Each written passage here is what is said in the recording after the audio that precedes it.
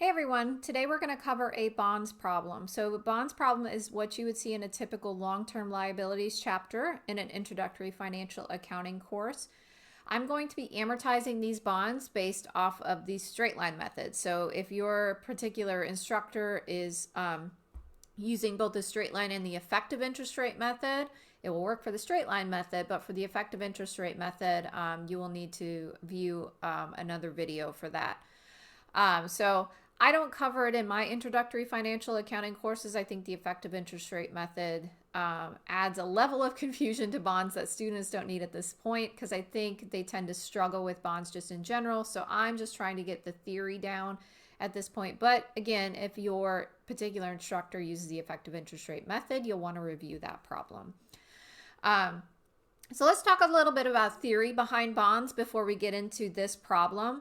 So I'm going to read this first part here, so just so we can discuss it before we start actually recording our journal entries. So on the first day of its fiscal year, Meyer Company issued $18,400,000 of 5-year 5% bonds to finance its operations. So instead of issuing or getting a loan from a bank, they're issuing bonds out on the open market. So interest is payable semi-annually, so it's payable twice a year. So you'll want to make sure to cut your interest in half when you're calculating it and recording your journal entry. The bonds are issued at a market effective rate of 6%, resulting in Meyer receiving cash of $17,615,148. So why did they receive that? So they have to pay back at the end of 5 years $18,400,000, but right up front we're only getting $17,615,148. The reason behind that. So a little theory of what I want to talk about before we get started. So bonds tend to be particularly confusing to students because of premiums and discounts that are issued. And how do I know what interest rate to use? So right up front, they're receiving $17 million and some change in cash. So that's what you're going to be recording. That's the amount they're receiving. We're paying out as Meyer Company 5% interest on our bonds semi-annually, but the market rate on bonds that are similar to ours is 6%. So why would a person choose to invest in our bonds versus somebody else's that's going to pay me more money over time? Well, we do that by offering our bonds at a discount right up front, which is why we're only receiving $17 million in change in cash, because we're offering a discount to make up for that 1% difference between what we are paying and what the market rate is paying on similar bonds. So that's the reason. That's why we call the discount on bonds payable when we're doing our journal entries. It offsets that interest rate difference. The same would go as if we were paying 6% and the market rate was paying 5%. We would offer our bonds at a premium because we're paying more than the market. So we're saying our bonds are worth more over time, so you're going to give us more money up front, and they would actually receive more than $18,400,000 right up front. So that would be a premium on bonds payable. So it just depends on what we are paying versus what the market is paying. In this case, we are paying less, so we have a discount that we have to do.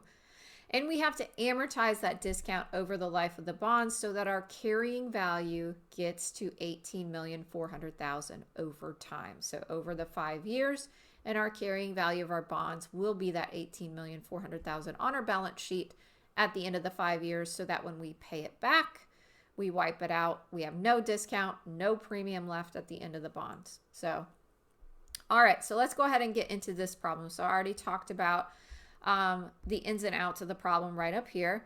We want to record these 3 transactions as what is this particular problem is looking for. So transaction on January 1st, they issued the bonds for cash. On June 30th, they made their first semi-annual interest payment.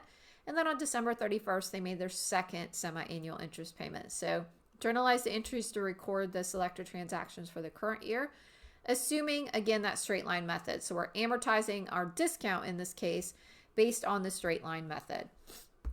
So our very first journal entry on January 1st is when we issued the bonds. We issued the bonds for cash. So we received, they said, $17,615,148.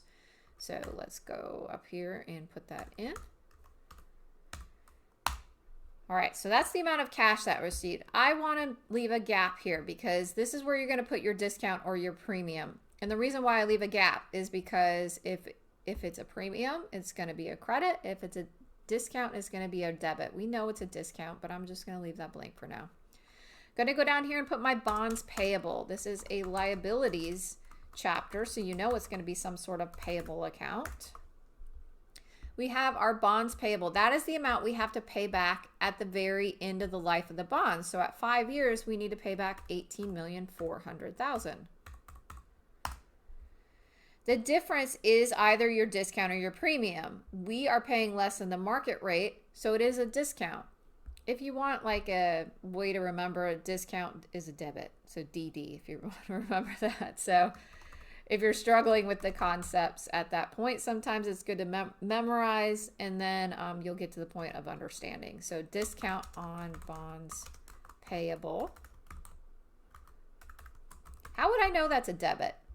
If you know your rules of debits and credits, you know that I need to balance here, right? So my 18,000 or 18,400,000 does not equal my 17 million and change. And so I'm going to need an amount to balance. And so the discount total is your 18,400,000. Subtract out the difference. Is 784,852. That is the amount we have to amortize over the life of the bond. So our total discount on bonds payable. So now we balance here. We have at least one debit, at least one credit, different accounts, and now we balance. That's why I always like to leave this gap here. So if you're not clear on whether or not you have a discount or a premium, just leave the gap. If you need an extra debit, it's a discount. If you need an extra credit to balance, it's going to be a premium. But again, you should know the difference between the 5 and the 6% should indicate that it's a discount. But like I said, if you're struggling a little bit with the understanding at this point, it's perfectly normal at this stage. So just do what you know. A discount is debit, premium is a credit. All right, so our first semi-annual interest payment. So we're going to lump together our amortization of this discount on bonds payable with the amount that we're paying, because I only want to make one journal entry instead of making two. There's no need to, but if your particular textbook wants you to make two separate entries, just split it out. All right, so our debit is going to be our interest expense. And I'm going to leave that amount blank for a second. I know that I'm going to need a credit for discount on bonds payable. Why? Because I'm amortizing this, so I'm reducing this amount. So to reduce it, you're going to do the opposite of what you did essentially in the beginning. So if I debited it to increase it, I'm going to credit to reduce. And then we're going to have a second credit for cash. All right. So to figure out the amount of cash you're paying out, you're going to take the face amount of the bonds. I'm going to put this in parentheses. I'm going to have to do two steps here. Of 18,400,000. Multiply that by our interest rate of 5% that we're paying out every year. Then I'm going to take that number and cut it in half because I pay interest semi-annually. So twice a year I'm going to make this interest payment. So I need to cut the full amount of interest that's payable annually by 2. So I'm going to pay out $460,000 on these bonds twice a year. The discount on bonds payable amortization is our original discount amount divided by 10. How I knew that is because we're paying it out for 5 years twice a year. So that's 5 times 2 is 10. So I'm going to amortize this amount, $78,485, twice a year for 5 years. So at the end of 5 years, this will be 0. So I have no discount left on my balance sheet at the end of 5 years when I make our final payments. All right. The reason why I left this interest expense blank is because I just need to add those two up. So I have the $460,000 that I pay out in cash. Add to that our discount amortization, and my interest expense is $538,485. So I'm recording the expense now on my income statement for the discount amount that I offered right up front, plus the 5% interest I have to pay out, essentially equaling that 6% over time. All right, our second journal entry, since we're doing straight line amortization, is the exact same thing. So for twice a year, for 5 years, I'm going to make the same exact journal entry. Again, if it's the effective interest rate method, it will change every time you do it.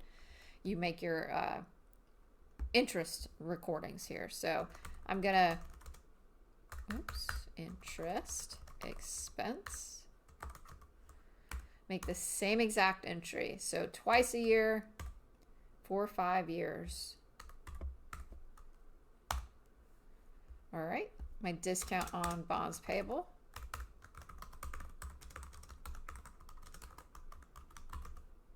is $78,485. And then I make another cash payment to my bondholders of $460,000. All right, so it doesn't change anytime you're using the straight line method. Every time you're paying out interest to your bondholders, you're going to make this same exact journal entry. Again, with the effective interest rate method, this would change. The cash wouldn't change, but your discount amortization, which would also change your interest expense, would change. So, all right, that does it for the bonds problem. If you have any questions and you'd like to see any additional videos, make sure to comment below, and always subscribe to the channel if you'd like to see any additional videos as you progress through your accounting career. So in the meantime, happy studying.